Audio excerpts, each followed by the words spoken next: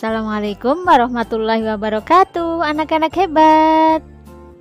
Masih semangat belajar kan?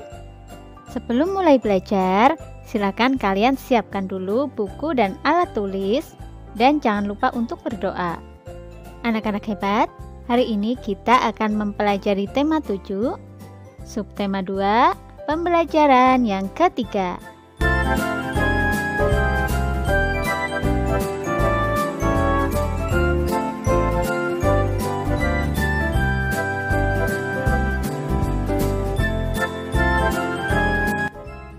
Pemimpin yang baik akan memperhatikan kepentingan seluruh anggota yang dipimpinnya.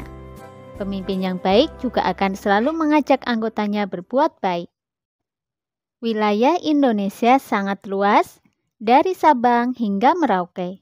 Bangsa Indonesia adalah bangsa yang majemuk karena terdiri dari berbagai macam suku, bahasa, agama, adat istiadat, serta kebiasaan yang berbeda-beda. Bagaimana kita mempertahankan persatuan dan kesatuan? Banyak caranya. Ayo kita belajar dari cerita berikut. Kepala sekolahku, pemimpin idolaku. Termenung Pak Weli memandang brosur di hadapannya. Lomba pidato anak bertema Bersatu untuk Maju. Begitu tertulis pada judul brosur. Beliau berpikir keras. Ingin sekali ia mengirim Sudin untuk ikut lomba yang akan diselenggarakan di kota. Tetapi dari mana dananya? Pak Weli, Kepala Sekolah Dasar Cemara di pelosok Kabupaten Grobogan, Jawa Tengah. Beliau lahir di Labuha, Maluku Utara. Setelah lulus pendidikan guru, ia pergi merantau ke Tanah Jawa untuk mempraktikkan ilmunya. Di sekolah ini, muridnya juga berasal dari berbagai daerah. Pak Weli senang melihat interaksi antara murid-muridnya. Mereka belajar dan bermain bersama tanpa mempersoalkan asal-usul. Semua unik, baik karakter maupun kecerdasannya.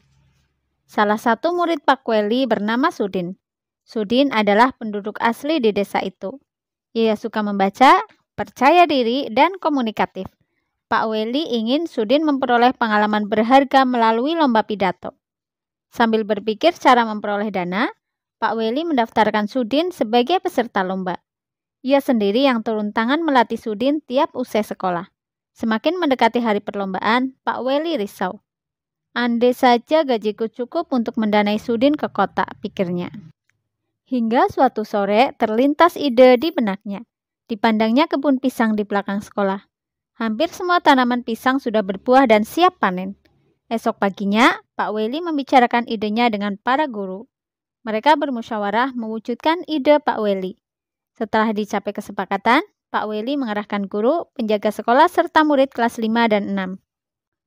Mereka bergotong royong memanen pisang. Kemudian di hari Senin pagi, Pak Weli mengundang pejabat setempat untuk hadir pada upacara bendera. Bapak Bupati, Bapak Camat, Bapak Lurah, Kepala Dinas Pendidikan, serta Ketua RW dan Ketua RT dimintanya datang. Apa yang direncanakan Pak Weli? Rupanya, Pak Weli ingin menyelenggarakan lelang pisang di sekolah. Murid kelas 5 dan 6 sudah dilatihnya untuk menjadi petugas lelang. Siapa calon pembelinya? Pembelinya adalah para bapak dan ibu pejabat daerah yang hari itu diundang datang ke sekolah. Sebelum lelang dimulai, Pak Weli menyampaikan bahwa uang yang diperoleh dari hasil lelang pada hari itu akan digunakan untuk mengirim Sudin mengikuti lomba pidato di kota. Para pejabat yang hadir merasa kagum dan terharu menyaksikan usaha Pak Weli, sang kepala sekolah dari Timur Negeri. Tekad dan usahanya mendukung kemajuan muridnya sungguh menyentuh hati. Dalam sekejap, pisang-pisang habis dilelang. Dana yang terkumpul lebih dari cukup untuk memberangkatkan Sudin. Semua orang bersatu padu membantu Pak Weli mewujudkan harapannya. Didampingi Pak Seto, guru kelasnya, Sudin pun berangkat ke kota. Tak terkira bangga dan syukurnya Sudin. Tak ingin menyia-nyiakan kesempatan, dia berusaha tampil sebaik-baiknya. Saat pengumuman hasil lomba, ternyata Sudin berhasil mempersembahkan piala juara pertama lomba pidato untuk sekolahnya. Tak sia-sia usaha Pak Weli dan teman-teman sekolah Sudin. Terbukti benar tekad Pak Weli. Kita tak perlu ragu untuk maju, selalu ada jalan ketika kita menggalang persatuan untuk mewujudkan mimpi dan harapan. Anak-anak hebat, setelah membaca teks tersebut, mari kita diskusikan pertanyaan-pertanyaan berikut ini. Yang pertama, mengapa kepala sekolah pada cerita di atas menjadi pemimpin idola? Pak Welly menjadi pemimpin idola karena mempunyai sifat rela berkorban, pantang menyerah, sangat peduli dengan murid, cerdas dan kreatif dalam menghadapi masalah, dan dalam mengambil tindakan mampu meningkatkan persatuan di antara warga sekolah. Pertanyaan kedua, apakah kepala sekolah pada cerita sudah mengamalkan nilai-nilai persatuan? Menurutmu bagaimana anak-anak? Iya, Pak Welly sudah mengamalkan nilai-nilai persatuan di sekolah.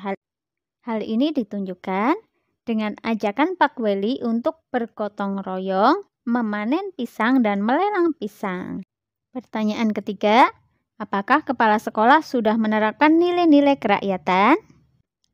Iya betul, Pak Welly sudah menerapkan nilai-nilai kerakyatan. Hal ini dibuktikan dengan ajakan Pak Welly untuk bermusyawarah dengan para guru untuk mewujudkan ide Pak Welly.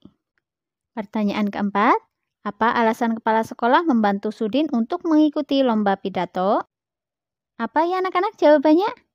Iya benar, karena Sudin adalah anak yang suka membaca, percaya diri dan komunikatif sehingga Pak Welly ingin Sudin memperoleh pengalaman berharga melalui lomba pidato. Nomor 5, apa yang bisa kita teladani dari sosok kepala sekolah tersebut? Hal yang bisa kita teladani yaitu sikap kreatif, bijaksana, peduli, rela berkorban, dan menjaga persatuan dan kesatuan. Nomor 6, apakah yang menyebabkan Sudin akhirnya dapat pergi mengikuti kompetisi? Jelaskan. Karena Pak Welly mendapat dana yang lebih dari cukup untuk memberangkatkan Sudin ke kota yang didapat dari melelang pisang yang ada di kebun sekolah. Nomor 7, bagaimana menurutmu hubungan antara kepala sekolah dengan bupati, kepala dinas, dan pejabat daerah lainnya? Apa yang membuatmu menyimpulkan seperti itu? Tentu saja hubungannya sangat baik. Hal tersebut dibuktikan dengan hadirnya para pejabat tersebut memenuhi undangan kepala sekolah. Berdasarkan jawabanmu, buatlah tulisan mengenai Pak Welly. Pak Welly adalah kepala sekolah yang sangat baik. Beliau sangat peduli dengan muridnya. Hal itu dibuktikan dengan memberangkatkan Sudin, salah satu muridnya, untuk mengikuti lomba di kota. Pak Welly mencari dana untuk memberangkatkan Sudin dengan cara melelang hasil kebun pisang yang ada di sekolah.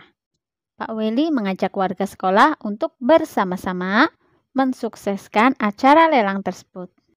Anak-anak hebat, kamu sudah mengetahui nilai-nilai kepemimpinan kepala sekolah Sudin yang telah mengamalkan persatuan dan kesatuan di lingkungan sekitar sekolah. Sekarang, coba tuliskan perilakumu yang merupakan wujud dari nilai-nilai tersebut dan telah kamu praktikkan di lingkungan rumahmu. Contohnya misalnya, rukun dengan kakak dan adik, kemudian saling membantu, tidak membeda-bedakan dalam bergaul dengan teman yang ada di sekitar rumah. Kalian boleh menambahkan dengan hal-hal lain yang sudah kamu praktekkan. Pak Welly menunjukkan penerapan nilai persatuan dan nilai kerakyatan. Apa sajakah bentuk-bentuk penerapan nilai kerakyatan dalam kehidupan sehari-hari? Berikut adalah nilai-nilai yang terkandung dalam sila keempat Pancasila, yaitu kerakyatan yang dipimpin oleh hikmat kebijaksanaan dalam permusyawaratan perwakilan. Yang pertama, tidak memaksakan kehendak kepada orang lain. Yang kedua, mengutamakan musyawarah dalam mengambil keputusan untuk kepentingan bersama. 3. Musyawarah untuk mencapai mufakat diliputi oleh semangat kekeluargaan. Menghormati dan menjunjung tinggi setiap keputusan yang dicapai sebagai hasil musyawarah. Dengan itikat baik dan rasa tanggung jawab menerima dan melaksanakan hasil keputusan musyawarah. Di dalam musyawarah diutamakan kepentingan bersama di atas kepentingan pribadi dan golongan. Keputusan yang diambil harus dapat dipertanggungjawabkan secara moral kepada Tuhan Yang Maha Esa, menjunjung tinggi harkat dan martabat manusia, mengutamakan nilai-nilai kebersamaan dan keadilan, serta mengutamakan persatuan dan kesatuan demi kepentingan bersama. Contohnya yaitu pemilihan ketua kelas, menghormati pendapat orang lain, tidak memaksakan kehendak, dan mengutamakan musyawarah dalam penyelesaian masalah. Dan masih banyak lagi contoh-contoh yang lain. Negara kita menjunjung penerapan nilai-nilai kerakyatan dalam bermasyarakat. Bagaimana hubungan kita dengan negara lain? Negara kita selalu berusaha menjaga hubungan baik dengan negara-negara lain termasuk di Asia Tenggara. Carilah informasi mengenai peran Indonesia di ASEAN dalam berbagai bidang berikut: pendidikan, pangan, sosial, dan kesehatan. Oh iya, satu lagi yaitu pariwisata. Tuliskan hasil laporanmu dalam bentuk yang menarik. Kamu dapat membuatnya dalam bentuk paparan atau diagram. Contohnya adalah seperti berikut ini. Kalian bisa membuatnya yang lebih bagus lagi dari contoh berikut. Anak-anak hebat, tulislah rancangan pidato singkat untuk mengajak teman-temanmu gemar membaca. Ingatlah, teks pidato harus memuat hal-hal pokok berikut. Yang pertama, salam pembuka. Berisi kalimat sapaan seperti selamat pagi, selamat siang, selamat malam, dan lain-lain. Yang kedua, pendahuluan. Memaparkan topik permasalahan yang akan dibahas. Kemudian yang ketiga adalah inti. Berisi pembahasan topik secara lengkap. Kalimat ajakan atau pujukan digunakan untuk mengajak pendengar melakukan kegiatan yang diharapkan. Yang keempat, penutup, yaitu penyampaian rangkuman atau intisari topik yang telah disampaikan. Yang kelima, salam penutup, berisi kalimat salam penutup seperti terima kasih, wassalamualaikum, dan lain sebagainya. Anak-anak hebat, demikian tadi pembelajaran kita untuk hari ini. Semoga menjadi ilmu yang bermanfaat. Wassalamualaikum warahmatullahi wabarakatuh.